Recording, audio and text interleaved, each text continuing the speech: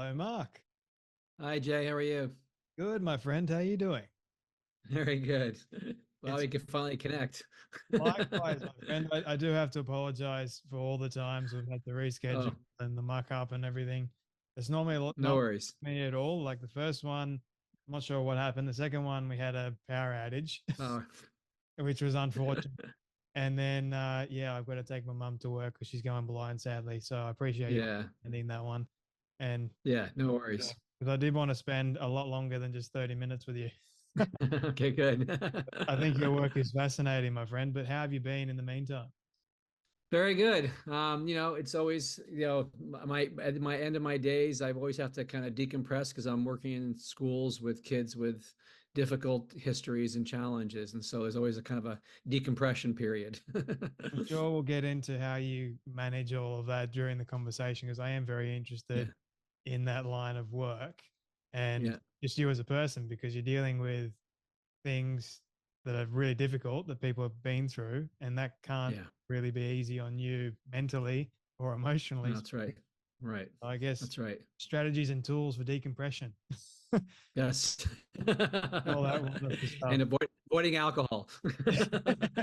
In the meantime, yes, don't want to use that stuff. Um, Yep. is there anything off limits out of respect for you, my friend? No, no, I think it's fine. Actually, I just listened to your podcast actually on the way home with Dr. Conti. So that was kind of helpful to kind of Ah, hear another person about trauma, different perspective. I've had quite a few conversations with various individuals about trauma, so Yeah. um, I do enjoy the topic because I enjoy learning about it. So I'll you are actually my first interview of 2024, believe it or not. So I've been out of Okay. interviewing people for quite some time. So we'll see. Okay. All right. I normally do a quick formal intro if that's all right. Let me dive right That's in. fine. Great. Awesome. Well, everyone, welcome back to a very exciting episode of the Storybox podcast. Today, my friends, I'm delighted to welcome Dr. Marc Hauser to the Storybox. Now, for those of you that don't know who Dr. Marc Hauser is, you're in for a real treat because he does a lot of work in the realm of trauma and helping people that have been through adverse childhood experiences and all those things that we actually do end up going through as kids and that end up affecting us later on in life. So, I believe you guys are going to learn a lot. Now, instead of me gushing all about your wonderful work, Dr. Hauser, I thought I would ask, instead of me doing it, would you be willing to share a little bit about who you are, what you do, and why you do it? Sure. Yeah, sure.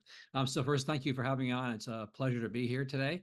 I actually spent a year living in Brisbane. Little little connection there. My graduate student roommate is an Aussie who actually is at UQ. So I have a nice connection to living in that part of the world. Um, my background is that I was trained really in biology as a scientist, as a basic research scientist with a specialization in kind of the neurosciences and evolutionary sciences. So that's kind of sort of three pieces of who I am. So part one is as a scientist.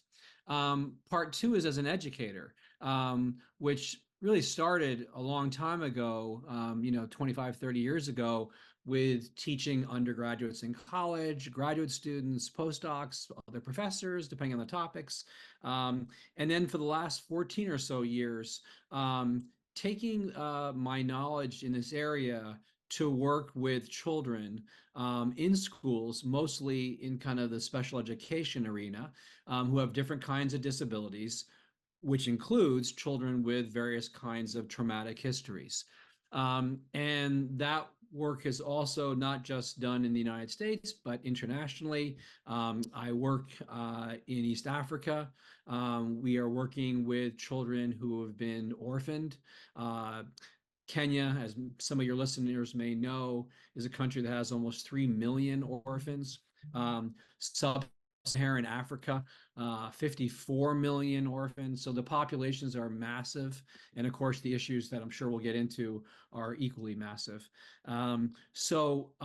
That's the sort of the second component as an educator. And then the third is as an author who has written, other books before. And I see that as an important link between the two first pieces, which is that to me, there's an extraordinary amount of important knowledge tucked away in scientific literature that often doesn't make its way into the hands of people who really need the information.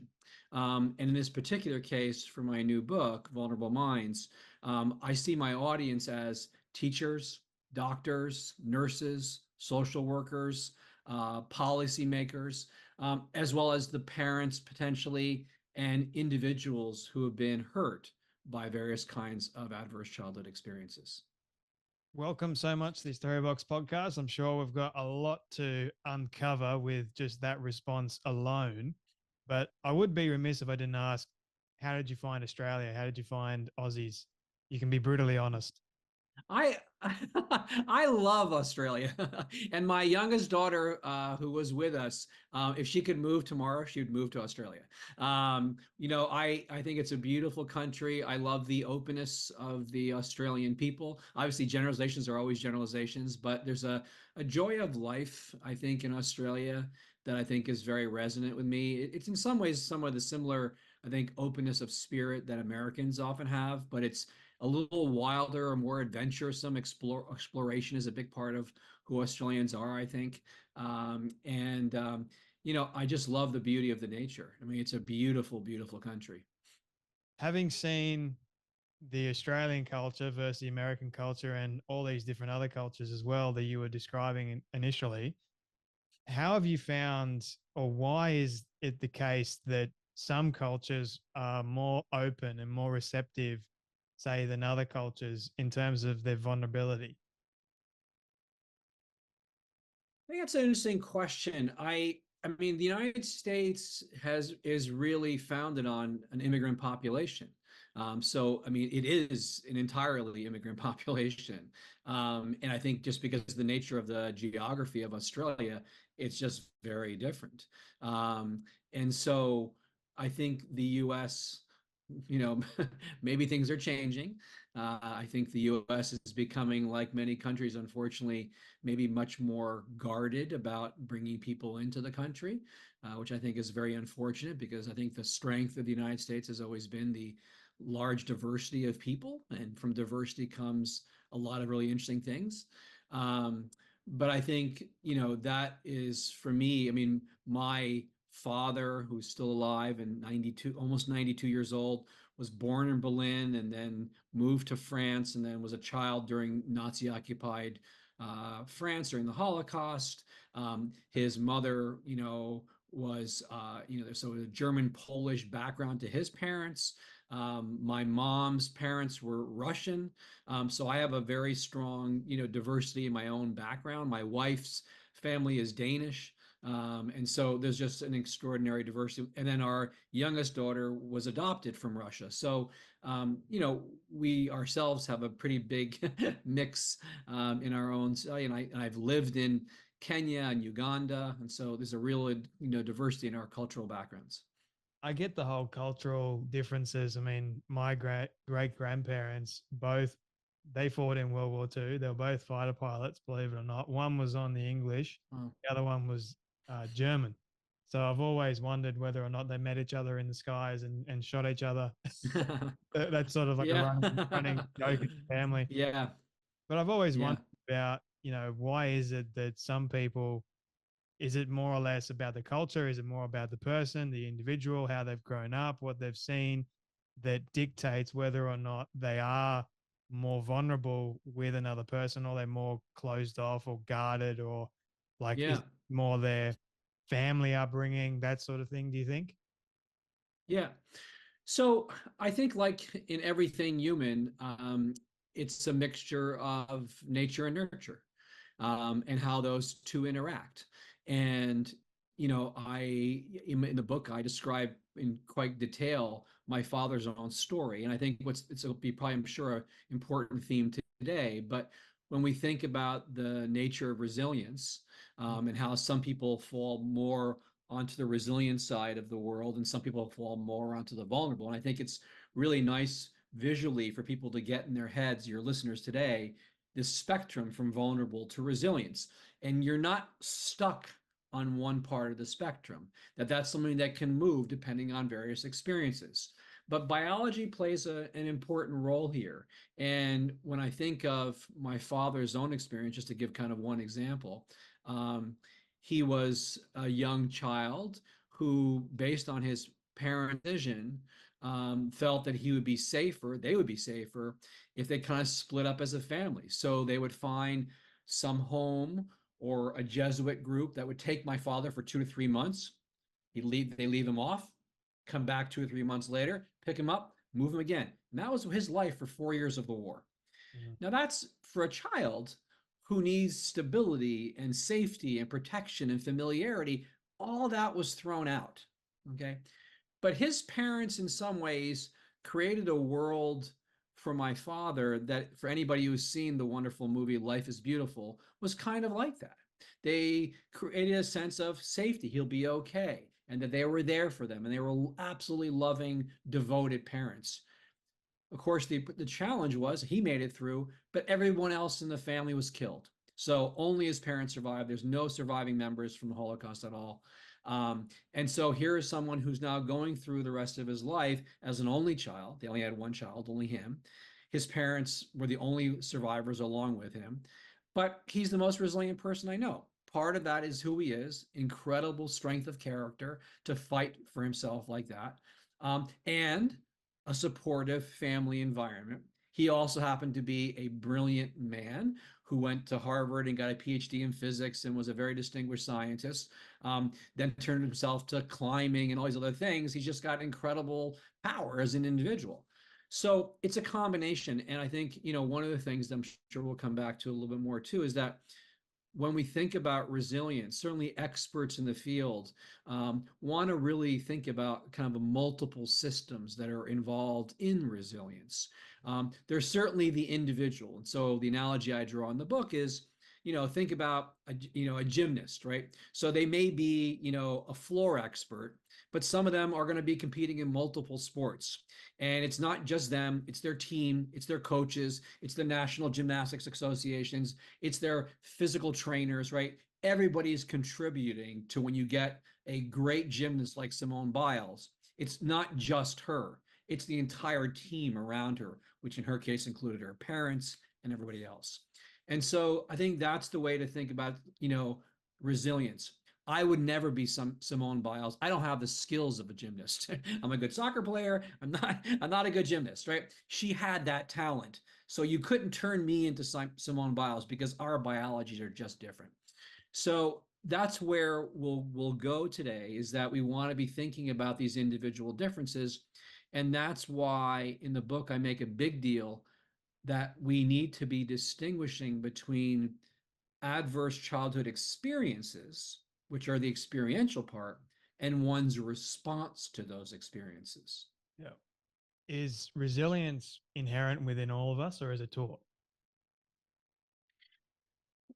The capacity to bounce back, is part, I think, of human nature.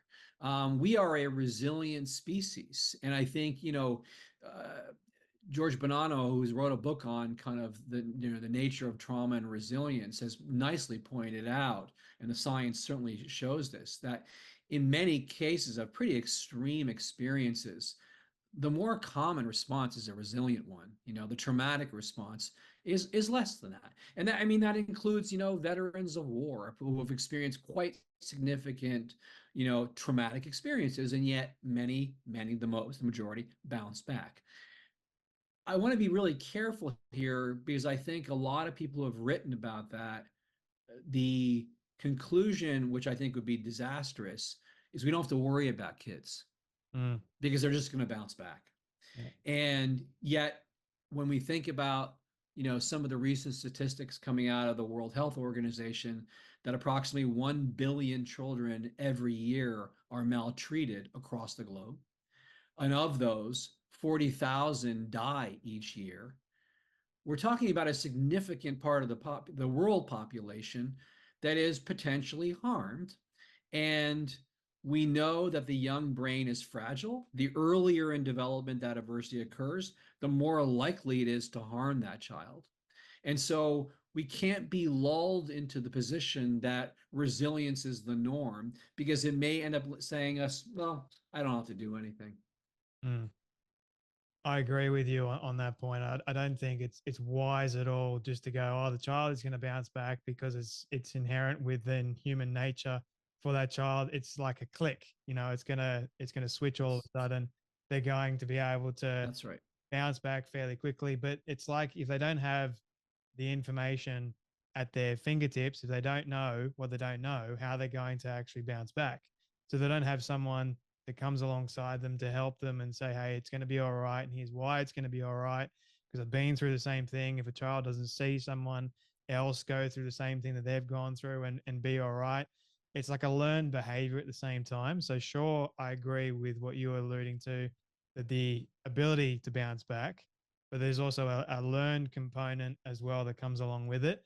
I mean, I was reading Ross Edgley, The Art of Resilience. I don't know if you've heard of that book. Mm-hmm. And Yeah. you've got this culture in Japan where they're really, really tough. They do like these crazy endurance feats. I think it's called Ikigai. Or I think that's the Mm-hmm. terminology. And they push themselves to the absolute limit, doing incredibly hard things to build that resilience. And I guess you could say he boils it down to like this muscle that we've got. Is that something you would align with or agree with?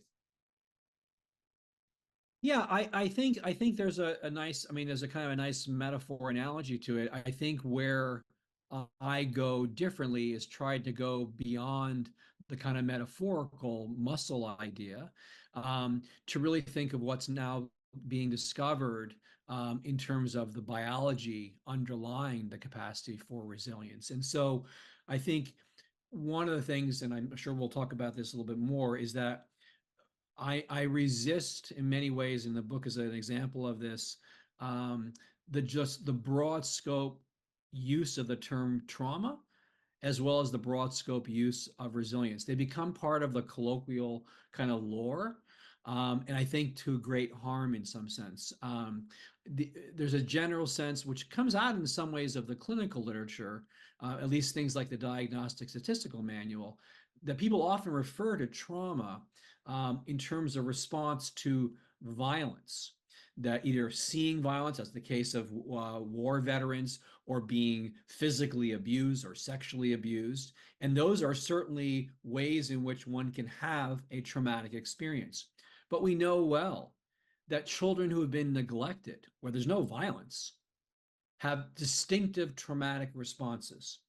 And kind of a phrase that I bring up in the book, which I think is an important one, is that depending on the nature of adversity, one ends up with different traumatic signatures.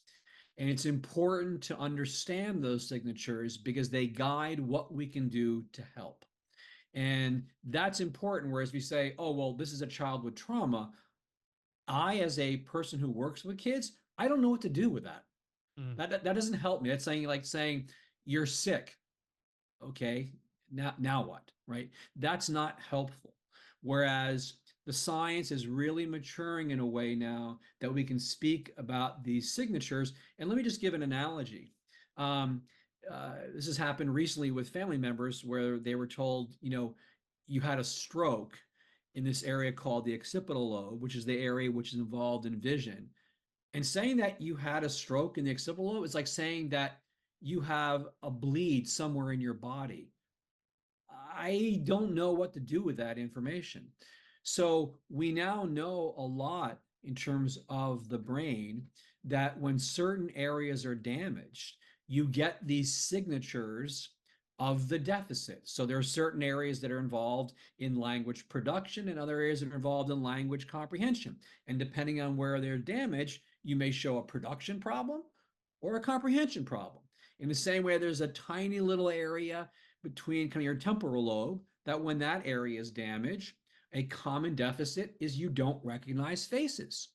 mm, That's very specific. You can recognize bodies, you can recognize the voice, but not the face. Okay, that's important. Those are signatures of brain deficits. The same is true with traumatic experiences. They lead to signatures that are key to medical, psychiatric, developmental, educational treatment. And it's important that people understand that so they can help. Before we dive further into trauma, because I do feel like today's society has sort of made trauma like this buzzword now, and people are just using it for all kinds of different reasons. Like they get whatever it is, they get a terrible text message, oh, it's traumatic or whatever it is.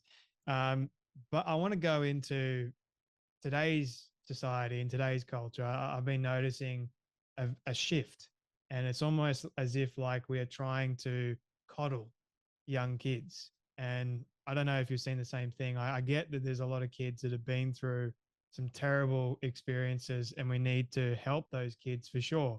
But then there's the other side. A vast majority of the culture is saying, no, we need to wrap these kids up in cotton wool, and we don't need to let them develop any kind of resilience at all. And there's kind of like this victim mentality and mindset coming through. I don't know if you've noticed the same thing, but I see that as being dangerous. I think we need to teach kids that the victim mindset is not a good mindset to go down. Have you noticed the same thing at all? Yes, I think that's absolutely the case. In fact, there's a new book out. I'm blanking right now on the title, but which speaks precisely to this issue that this kind of constant helicoptering or nurturing parenting style has made kids more vulnerable Mm, rather than more resilient. That, what, I mean, I'm a little bit older than you, I think. But when I was a kid, I mean, my parents, I went out riding my bike, school in the community, went down to the pond and, played with frogs and all these other things. As long as I was coming home in a reasonable hour, I don't think they cared where I was.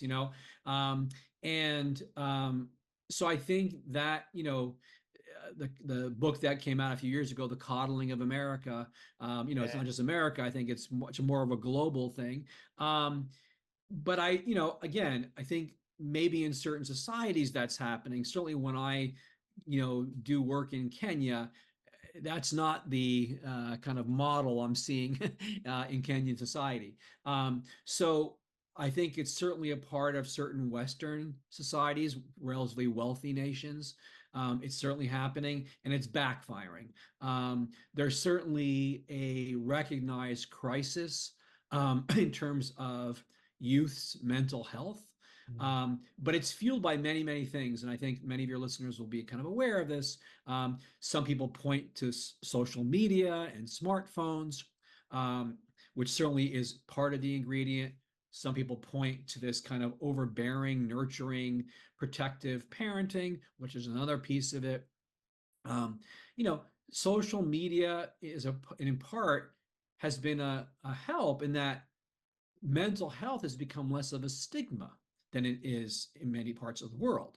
In Australia and the United States and Britain, saying that you're someone who suffers from clinical depression is no longer, oh my God, it's like you have a disease, right? That has changed.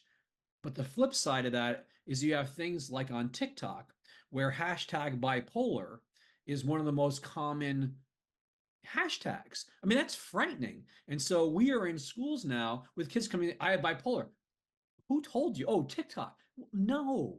These are self-diagnosis. clinical diagnoses, Yeah. self-diagnosis, and it's absolutely devastating. Because of course, as happens in so many things, you start telling yourself those stories, some of those issues are going to begin to unfold. And so I'm anxious. I've got anxiety disorder. I've got attention disorder. Now all of a sudden you're inventing those things. Mm. So we're living in a very difficult time, in part because of the self-diagnosis problem, in part because of all the things that have happened with helicopter parenting, in part because of what's happening with social media. But I do sense there's beginning to be shifts. In many of the programs I work in, there's a ban on using cell phones. Kids turn them in at the beginning of the day, they pick them at the end of the day. Done. No more, that problem's gone. Of course, they go home and they're on it right away, but they're certainly learning to cope without that tool. And so I think that shift is beginning to happen. And I think a lot of parents are beginning to realize that let kids play, right? But that's going to take time. We've had decades where that's not happened. I'm still quite young. I'm 27, but even like when I was growing up, I wasn't helicopter parented.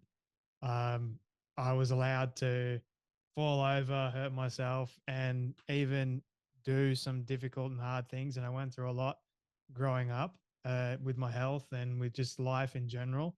And that sort of informed a lot of my viewpoints of the world and how I was raised too. It was a good thing. My grandfather taught me a lot. I had to deal with the loss of my grandfather, who taught me a lot. And just dealing and navigating with these difficult circumstances was challenging. But the older I get and the more I deal with things, if I didn't have that basis or that foundation as a kid, and if I didn't have people that would come alongside me as well, that would say, hey, it's going to be okay, even though I didn't feel like at the time it was going to be Right. okay.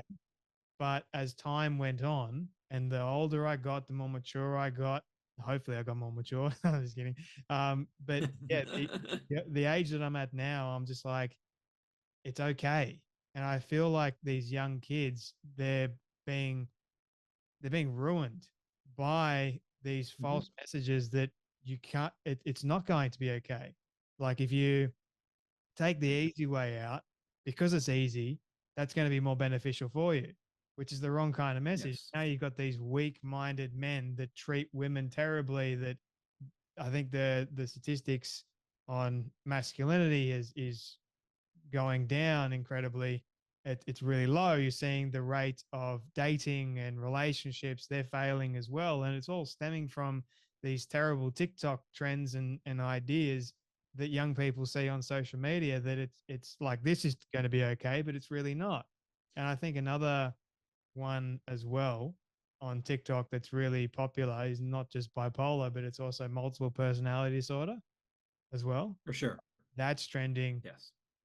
uh, Absolutely. alarmingly, and that's concerning to me. Absolutely. Yep. No, that's right. And I think, I mean, the other part too is that I think there is an overemphasis on therapy as a solution. So, you know, um, uh, grandparent died. You need to go see a therapist because you're sad about it. Well, that's just part of life. You're going to lose grandparents, right? And that plus many other kinds of things that people are going to experience. My book is really focused on these heavy hitting types of adversity. It's not losing a grandparent. It's not moving homes for a third time. It's losing home completely, losing parents completely. Um, these are the kinds of deep seated adversity that are often chronic, that kids are living with. Poverty, the war in Ukraine and Gaza, where kids are seeing horrific things that no child ought to be exposed to at that early age, or any age for that matter. But so I think that that's part of it as well, is that there's we've gotten so diffuse in our terminology that any kind of difficult situation is treated as a trauma. Mm. Um, and that undermines, in some ways, especially the scientific work that is explaining how chronic adversity kind of, so to speak, gets under the child's skin and affects their immune system, their autonomic system, and their nervous system, and why that's important to understand so that we can do the right thing when there are those responses and help them recover from that and hopefully build resilience going forward. So, I mean, the story I like to tell, which I sort of remark in the book, is I have a old friend, and I remember one day I was downtown in the town I was living in, and he looked incredibly upset. I said, hey, what's going on? He goes, it's like the worst day of my life. I said, well, what happened? He goes, my son's soccer match was canceled. I'm like, are you kidding me? If that's the worst day of your life, man, I want your life. So that gets bled, into I'm living in poverty. I mean, I am seeing children who at the age of 4 or 5 are being beaten or sexually abused by parents and relatives, and they're living in that world. That's not missing a soccer match, right? So that's the important piece that we need to understand. And even with those kinds of kids, some of them bounce back from that. They have a kind of a core resilience, or they find in schools loving teachers who care about them, and that enables that safety to be rebuilt and the sense of trust of others. But if we bleed these terms, then we are failing to help the people who need the help. Speaking of these really terrible experiences, like a child experiencing war and all these explosions around them, like in Ukraine and Gaza, for example, when a child initially experiences that, there's a feeling of shock that comes over the system. And then is there a point, if they've seen it on a repeat basis, day after day after day, and they're still alive, is there a point where they sort of get numb to it all and it becomes their new normal? Yeah. So, um, one of the things that was a kind of almost a little surprise to me in my own system was when the war started up in Gaza following the attack by Hamas on October 7th. Um, I was going to actually write something about kind of the impact of war on children, because there's an entire chapter in the book Mm. on war and children that includes both children as child soldiers in war, which is one piece, which would include children in gangs, Yeah. and children just not just, but children exposed to war. And you get so embedded in your writing that you sometimes forget some of the little subtleties of what you were describing. And so when I went back to the chapter, I'd forgotten in some sense that the opening paragraph is about an event in Gaza in 2021 about a family that was bombed. And I thought, oh my God, here we go again, right? And so, both interestingly, ironically, and depressingly, some of the best work on the impact of war on the developing child, as well as parents, comes from a very distinguished neurobiologist, Dr. Ruth Feldman, who's an Israeli neurobiologist who works on Israeli children Mm. in Gaza. So it's right there. Okay. So she has found a lot of very, very important things. But one of the things that I think is really critical, and it relates to your question directly, is that one of the systems that gets knocked out, both in the mother and the child, is empathy. Mm. And think about empathy. So just to kind of put it in a simple sense, there are kind of, scientists tend to think about two kind of senses of empathy.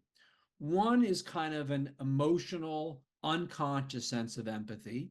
That's kind of like a resonance, right? So I see you, Jay, sad, and I kind of automatically feel sad if I'm an empathetic person. Or many people will understand this one. If I yawn, and you see me yawn and you're an empathetic person, you're beginning to feel tired and you start yawning. And if the more I talk about it, the more tired you're going to feel, and so forth.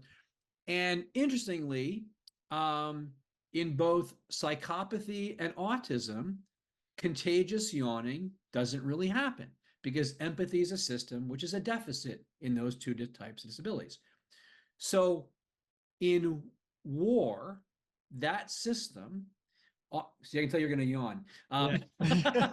You caught me. That's Talking great. Well, about yawning as makes me want to yawn. as I told my two young daughters when they go out on their first date, yawn. If the guy doesn't yawn back, just walk away. We're done, right? That's clever. um, so the interesting thing, and of course the incredibly sad thing, is that a mother whose empathy has been in some ways knocked out by war is not going to recognize the cues in her child who is sad, upset, because she's not resonating with that child's emotional expression. And as a result of that, in part, as many developmental psychologists have described, attachment is fundamentally like a tennis match. It's a serve and return relationship. Baby serves up a need, parent returns the serve. Okay. Now, that doesn't mean that everything a child serves up should be returned. If a 3-year-old says, I desperately need a smartphone, Sorry, dude, server's out of bounds. No, you're not going to get that. Okay. But when the timing of serve and return is relatively synchronous, now you have the beauty of attachment. What war will do is disrupt that synchrony because the empathy system has been knocked out or at least greatly suppressed. And so, what Ruth Feldman's work really shows is some of the impact of that. And as a result of that, there are these consequences downstream. That child loses those pro-social skills of being kind and engage with other people. The social relationships begin to diminish, right? Because of that, they lose trust. So in the schools I work with children who have been exposed to domestic violence or physical abuse, their trust of others is very, very low, if not extinguished. One of the things I do often in schools when I'm teaching with kids, because there's a diversity of kids, they'll say, look, let's imagine a scale of trust. 0 is no trust, 100 is 100% full trust. A new kid comes into your classroom. Where are they on the trust scale? 9 out of 10 times, 0. They can't trust anybody. They lost that.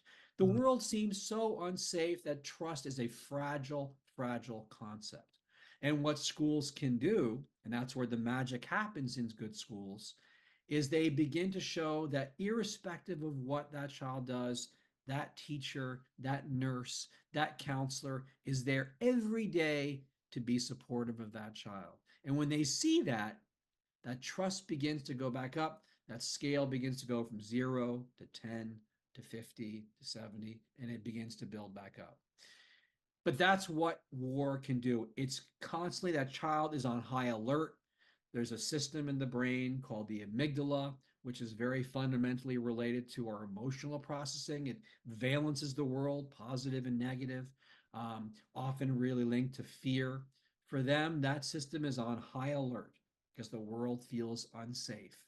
And part of what recovery can look like is getting to understand that not all worlds are unsafe. Now, of course, a child living in Gaza today, how are you going to teach them that? That world is constantly unsafe. So for them, that sense of unsafety is what they're living daily. But when war subsides and hopefully stops, that's where the hard work begins because you have to say, hey, we're now in a more calm period. We're not going to be bombed all day long, right? But that's hard because the child's lost trust of the world. The world is unsafe. They've lost trust of the world, their nervous system shot, they've got no empathy anymore, their connections are fragile at best. I mean, how Correct. do you rebuild a child from that? So I think a lot of it depends on the context in which you're working with that child. And I think this is where, maybe unlike many books that are about trauma that really focuses on the Western world, to me, one important piece of my book is to really take a broad cross cultural lens. And there are two reasons for that. One is the nature of the adverse experience, in some sense, needs to be defined in part through the culture. And here's what I mean by that. In a lot of the work that tries to explore the nature of children's adverse childhood experiences, there's one entry into those kinds of questionnaires, which is, were you physically abused? So let's think about that concept. Were you physically abused? Were you hit, struck, hurt so bad that it, hit so bad that it hurt, kicked, by a parent or family member? Okay. So in some states in the United States and in many countries, it is perfectly legal for a teacher to hit a child who's being misbehaved. Corporal punishment is legal. In the United States, 19 states. So if you ask the child, were you hit? They're not going to necessarily process hitting as necessarily unusual or beyond the norm because, yeah, they've mouthed off and a teacher slapped them. That's just what happens in my state, or that's just what happens in my country. So just the configuration of what counts as physical abuse may get coded very differently. That's one thing. But that's equally relevant to how you think about recovery. Mm.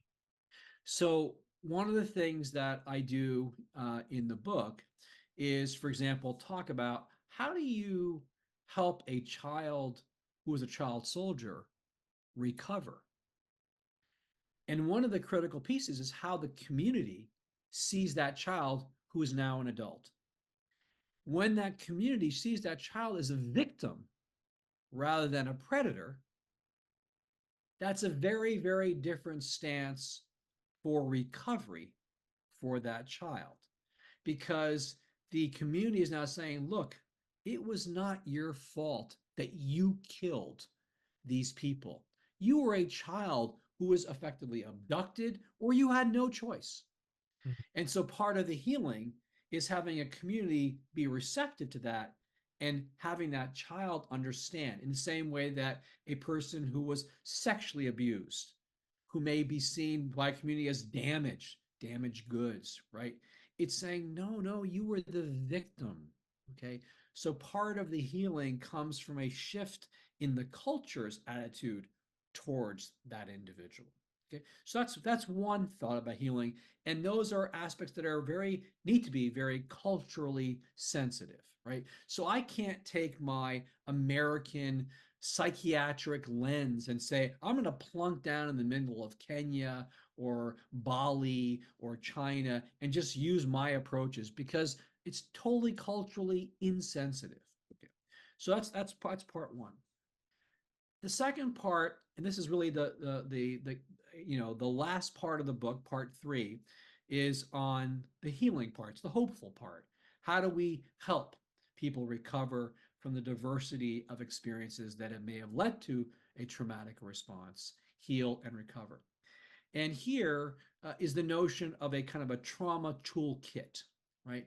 That there is never going to be one tool that will fit all traumatic responses. And that comes right back to the notion we started with, which is these traumatic signatures. Yeah. That people are going to respond in different way, even to the same kind of adversity, right? There are individual differences, and those individual differences need to be taken seriously. For some, talk therapy, cognitive behavioral therapy, dialectical behavioral therapy will work wonders for certain individuals, and that's sufficient.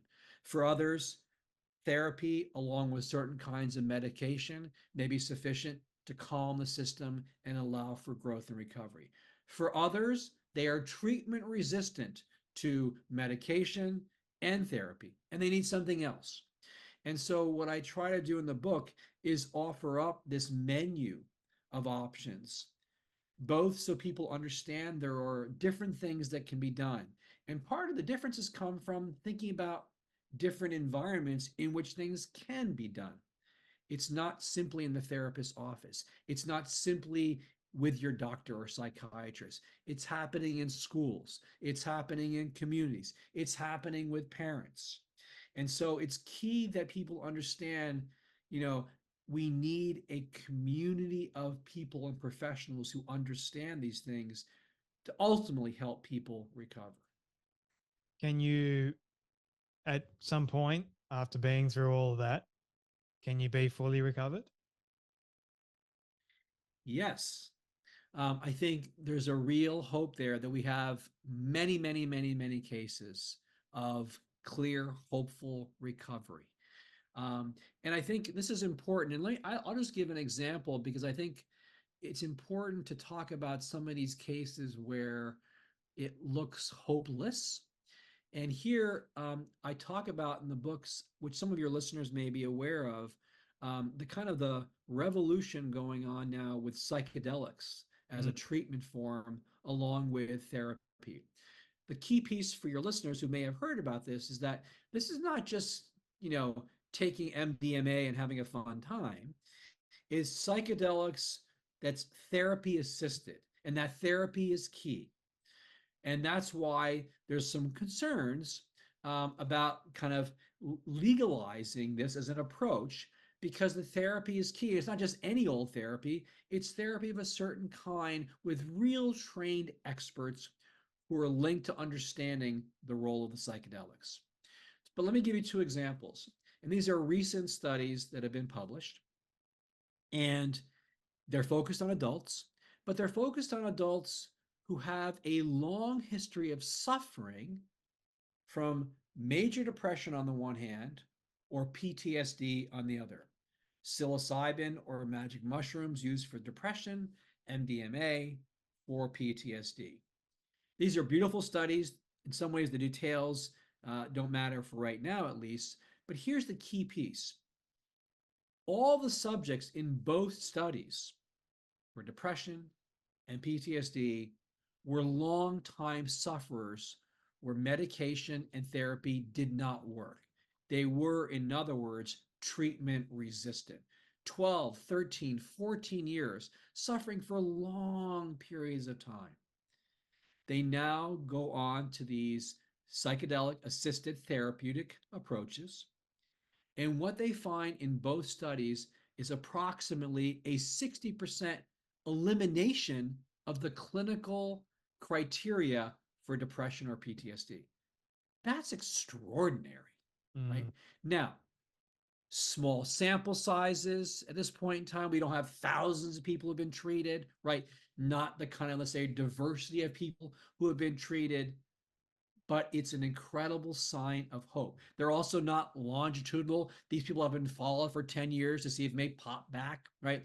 Just like Ozempic as a weight gain issue, which has become kind of crazy. We don't have long-term studies of that either, okay? But they are signs of hope of other kinds of treatment in the trauma toolkit that hold out hope that people can truly recover. I know just from personal experience with the hundreds of kids that I've worked with, of kids who've absolutely recovered. They've gone on to have extraordinary lives. Children that I've seen in the orphanages in Kenya, where due to the nurturing of the people working in the orphanages and in schools, these kids have go on to college where they had nothing. They arrived in the orphanage almost no clothes, having been completely deprived of shelter and food and cognitive stimulation. And now they're in college and now they've got jobs and families. So, absolute recovery. So, absolutely, recovery is possible from difficult situations. Again, my father, as an example, from war, 4 years of war, where it probably seemed to him as a child completely hopeless, right? But here he is today, 91 years old. Okay. So that's the hopeful piece. But I think, to me, a really important message is that we don't have this umbrella term sense of trauma, that we don't use it colloquially, that we try to use it in a more clinical sense, and that we think about the magnitude of children in the world today that are being subjected to different kinds of maltreatment that is leading to a traumatic injury to their bodies and brains, and that the science is really matured in a way that can help kids recover. Do you agree with trigger warnings at all? I think they're important, but I think, like the helicopter parenting, they've Mm. been taken to excess. Yep. And I certainly, I'll give an example. I just gave a talk recently to a large group of educators, including teachers and counselors and school psychologists. And as I walked into this room, they were all laughing because they were people, they had known each other and they're having a grand time. And I was like, man, am I going to be the party pooper today? And I said, you all know why you're here today. So let's see if we can come down a little bit for now. And so it was a little bit of a trigger warning, but they knew why they were there. They came for the workshop, they knew, but that was it. And then I proceeded to tell them, which I often do when I give a talk, is tell them about 4 real cases of people who have been exposed or were exposed to very difficult types of situation. And that was it. I didn't say, if you need to leave, please leave. That was it. I'm going to talk about these issues, right? Because you need to know these are real people who have had a real experience. And many of you know these kind of people, okay? And you deal with it every day, as do I. Okay. Mm. So I think we've gone too far in this. It's almost parallel to the use of the word trauma, right? You get a trigger warning if you're going to talk about racial discrimination. Mm, Okay, it's a hard topic. I'm not saying it's an easy topic, but why do I have to warn you about it? mm, Okay. I don't want to be insensitive here. We are talking about people who've had excruciatingly difficult lives. Every day I see children whose lives I want to cry. I come home, I've got to chill out because it's difficult to see them. I'm often involved with children who, because of their experiences, can be very violent to others and to themselves. And I often may be involved in a situation where I have to physically restrain them for their own good and for the good of others. That is not easy. That's the real deal. Okay. And seeing children who have been abandoned, that's the real deal. It's not easy. But if we protect people too much, they won't come to grips with what's going on. I'll say something further. Many of the people I work with who work in these schools, they themselves had childhood experiences like that.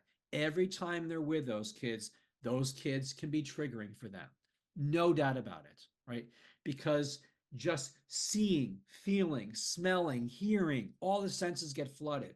Yes, that's why we need to give people strategies to deal with that. But buffering them isn't going to help.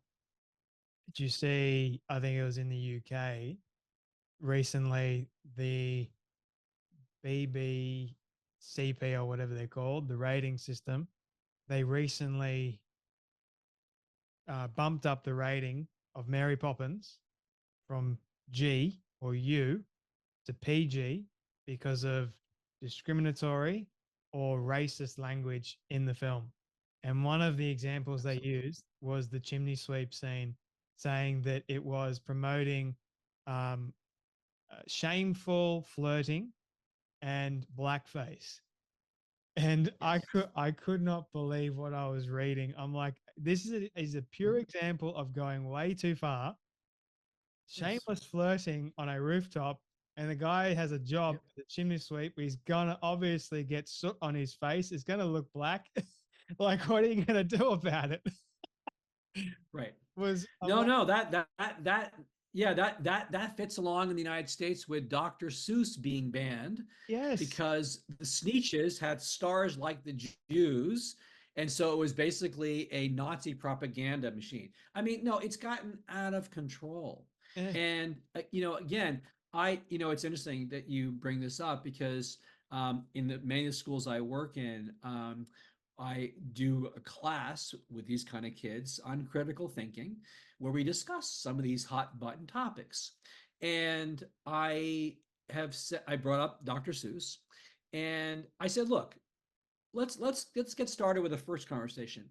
Can we all agree that there should be age restrictions for certain things, right? Like I don't want the 3-year-old reading The Hunger Games or Lord of the Flies. Like I'm sorry, they don't have the mental wherewithal to deal with that. Good, but at some point you do, okay? But banning the book for anybody is insanity. And mm, so, again, that's kind of the helicopter parenting issue, but in schools where we're banning them from doing this rather than coaching them, guiding them through the material. Because you know what? Outside of school, they're seeing much worse. oh yeah, And so I run into this all the time. There's a class I've been teaching recently on the power of music because music is such an attractive space to help kids deal with emotions and language and imagery and all these other things. And I wanted to show this school the movie Whiplash. oh, I love that movie. Now, maybe some people, I love that movie too, Yeah, but it was banned by the school because it's abusive. And I uh, said, you know what? Yes, it's abusive, the guy, how he related to it, but they are seeing so much more horrible things with nobody to guide them. I want to sit down with them and say, how did that make you feel? Why did it make you feel that way? Could he have done something differently there, right? What was wrong about it? Okay. Because they're seeing coaches yell and hammer athletes. They're seeing these things. So, again, that's permeated the school systems. And it's gotten to the point where teachers are intimidated. you're seeing this, of course, in the US on university campuses. Our ability to speak about things that are controversial is getting closed down. And so we're in a very, very difficult space where we ought to be helping children navigate this space rather than buffering them from it. You're a very rare individual, I find nowadays. Unfortunately, that is the case because you have a lot of professors and what have you in college campuses that are teaching this whole idea of victimhood, and it's okay to. I think there was a video that I saw that they were talking about a particular subject. I can't remember what subject it was, but they said if you get offended at any point in this lesson, you can leave. And I'm like, Yes. oh, okay, so that's an easy way out. That's a cop out.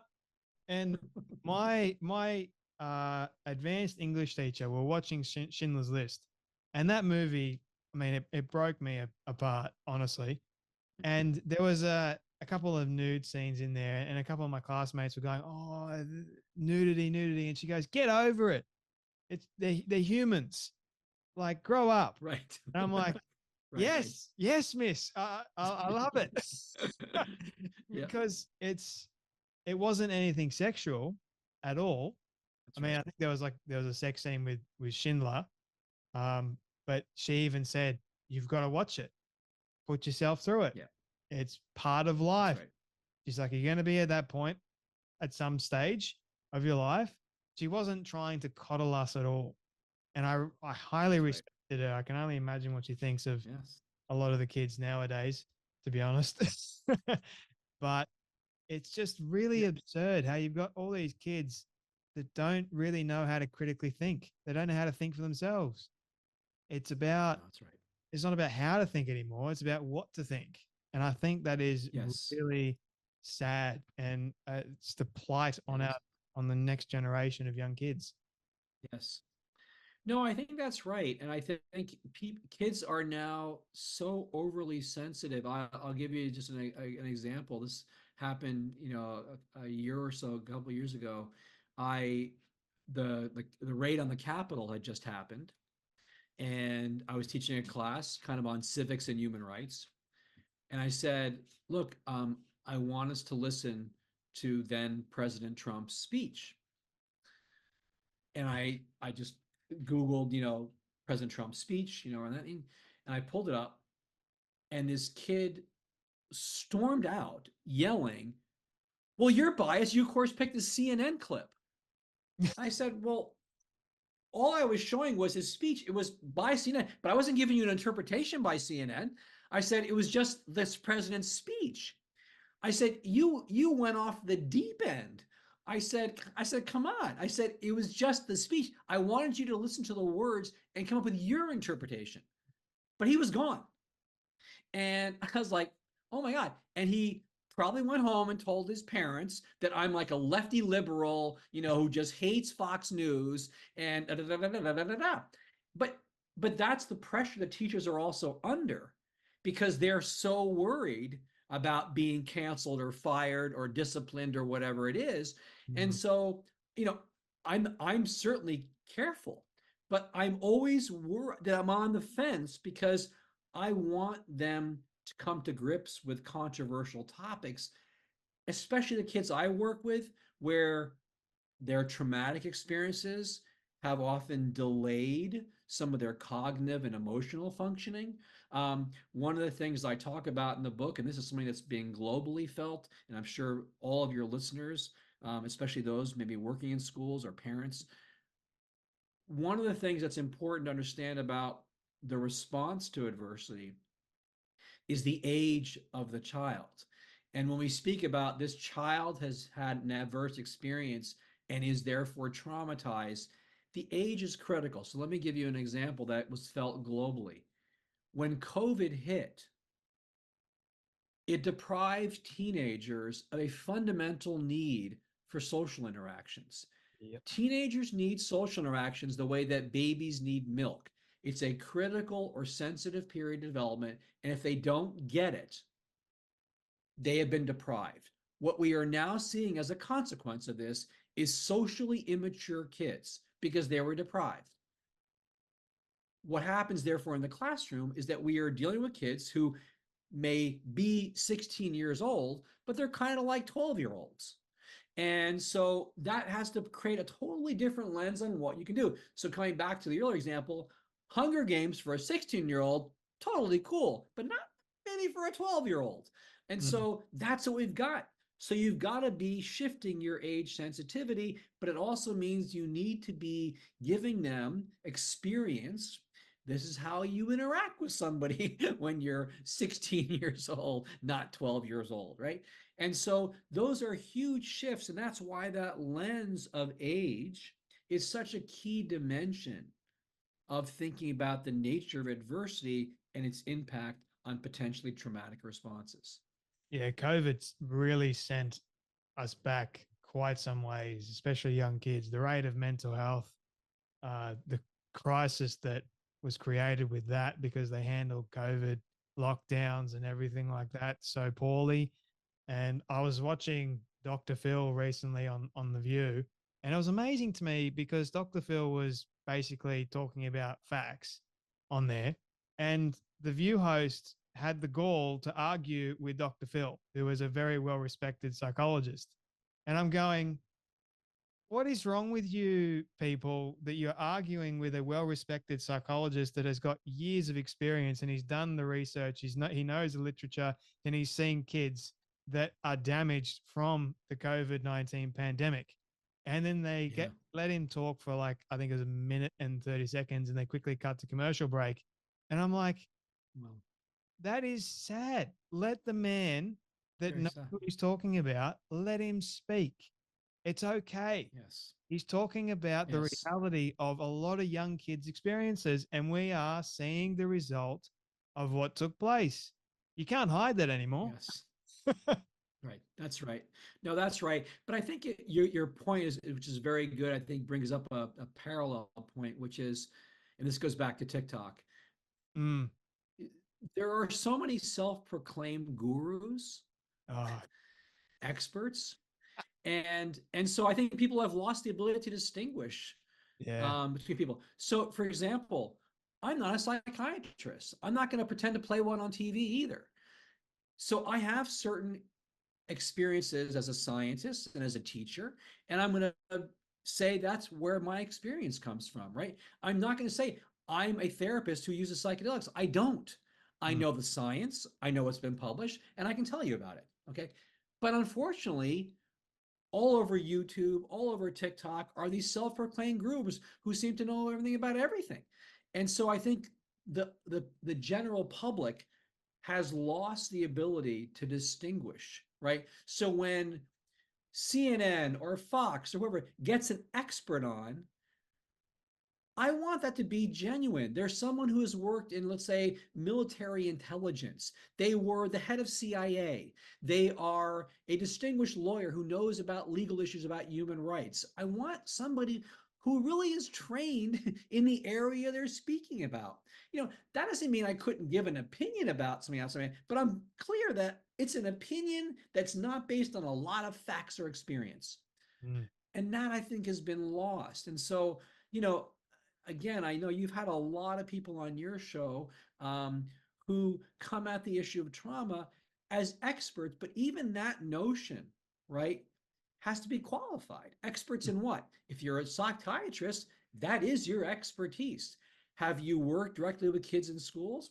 Probably not, right? And so it's important that we get a lens on this so that when we're taking in the information, it's qualified by the expertise. I had Dr. Bessel van der Kolk on of The Body Keeps the Score. So I got a Nice. chance to unpack a little bit about his experience dealing with a lot of people that have suffered through a wide array of traumas, Absolutely. from young kids to adults, and his entire journey from where he came from to what he does now. It's truly incredible.